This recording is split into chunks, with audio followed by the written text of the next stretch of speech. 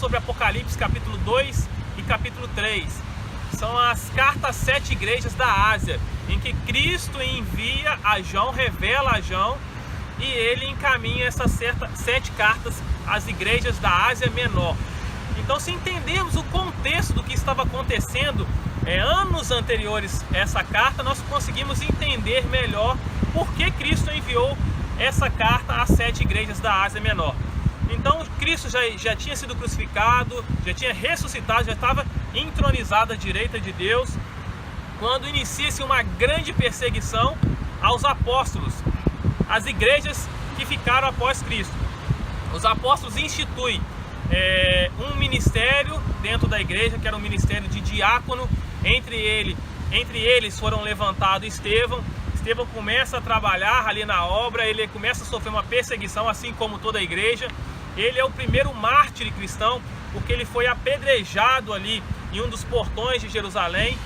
E dentre eles estava Saulo que viria posteriormente se tornar Paulo, o apóstolo de Cristo. Então Saulo participa daquele contexto, Estevão é morto, e Saulo pega uma carta e vai perseguir os cristãos que estão ali na região de Damasco. No meio do caminho, Cristo aparece para ele em formato de um resplendor, uma resplandecente luz. Ele cai, fica cego por alguns dias, e ele se converte ao cristianismo. Então Saulo sai de perseguidor a um cristão. Ele retorna a Jerusalém, prega durante um determinado tempo, vai para Tarso, fica alguns anos em Tarso, e num determinado momento ele sai nas suas viagens missionárias. No final da sua segunda viagem missionária, quando ele fica ali por volta de 3 anos em Éfeso, desarticula ali toda aquela magia, aquela idolatria que acontecia naquela cidade. Ele retorna, faz a terceira viagem, retorna a Jerusalém, é perseguido, é preso, é encaminhado a Cesareia Marítima para ali ficar preso, fica num determinado tempo, aproximadamente 2 anos. Os judeus começam a fazer uma articulação política religiosa para levar Paulo para ser morto em Jerusalém. Ele pede para ser julgado em Roma. Então chegamos ao ano 60 depois de Cristo. Paulo sai para ser julgado em Roma através de navio. Esse navio sofre ali um naufrágio e ele fica ali por alguns meses na ilha de Malta. Lá Deus se revela, faz alguns milagres, começa a converter também aquele povo, e ele chega então em Roma.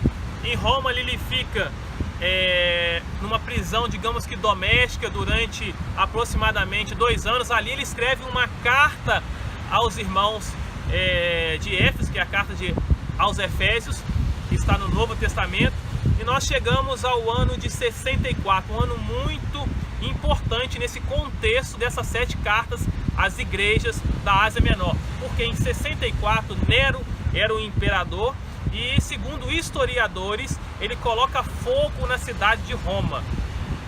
E ali dos 14 bairros que tinham em Roma, 10 bairros são totalmente destruídos. E aí você fala, como que um imperador colocaria fogo na própria cidade?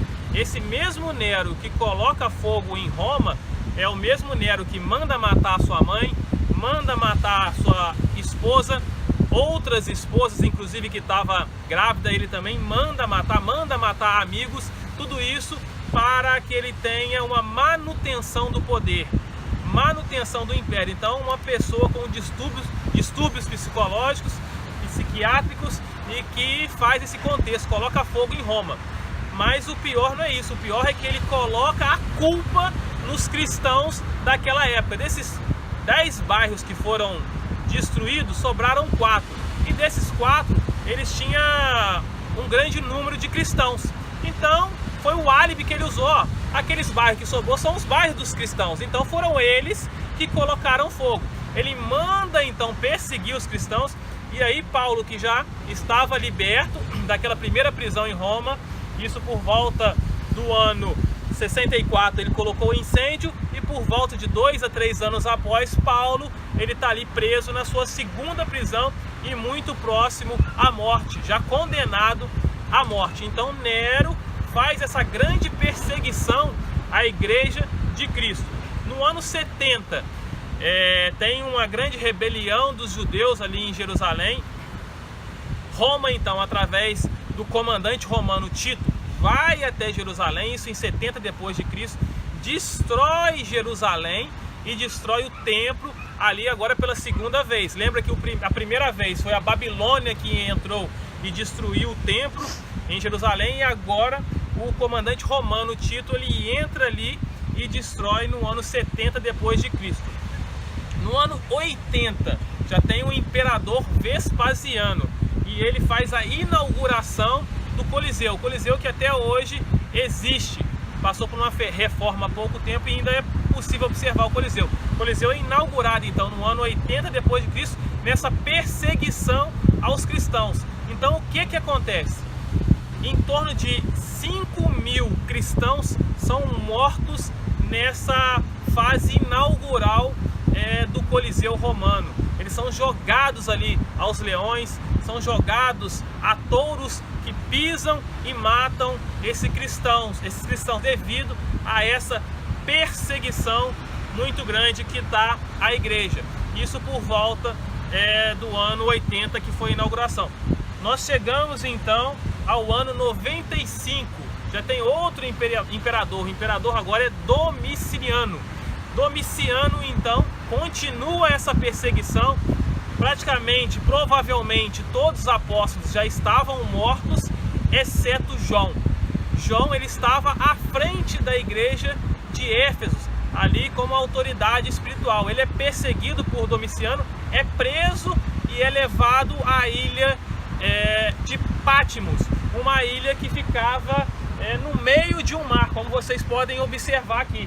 Então ficava uma ilha no meio do mar, e lá tinha as prisões, aquelas pessoas que foram condenadas pelo Império Romano, que traziam, segundo eles, algumas possibilidades de revoltas, rebeliões.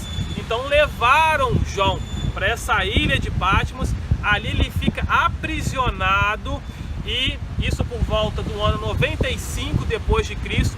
E quando ele não tinha mais saída, ele não conseguia mais ir à igreja ali de Éfeso, que ele estava à frente, não conseguia mais ver os irmãos, não tinha portas abertas, não tinha janelas para que ele pudesse conversar, e o próprio Senhor Jesus Cristo abre uma janela no céu e revela a ele as cartas às 7 igrejas da Ásia Menor. Então Cristo vem à igreja num momento de extrema perseguição, num momento em que os imperadores pensavam que estava totalmente exterminando a igreja na face da terra. Prende ali, digamos que o último apóstolo, a última testemunha ocular de Cristo, mas o próprio Cristo vem para defender a sua igreja, porque ele mesmo disse que seria e que é a rocha pela qual edifica e sempre será edificada a igreja de Cristo na face da terra. Então esse contexto é importante você entender, para que a partir de agora nós tentamos entender o contexto específico de cada cidade dessas cartas que foram levadas. Então, nas próximas meditações, nós vamos estar ali contextualizando o que acontecia especificamente em Éfeso, em Esmirna, em Pérgamo, em Tiatira, em Laodiceia e Filadélfia, e em todas essas 7 igrejas do contexto ali de Apocalipse capítulo 2 e capítulo 3. Então que a paz de Deus esteja em vosso coração.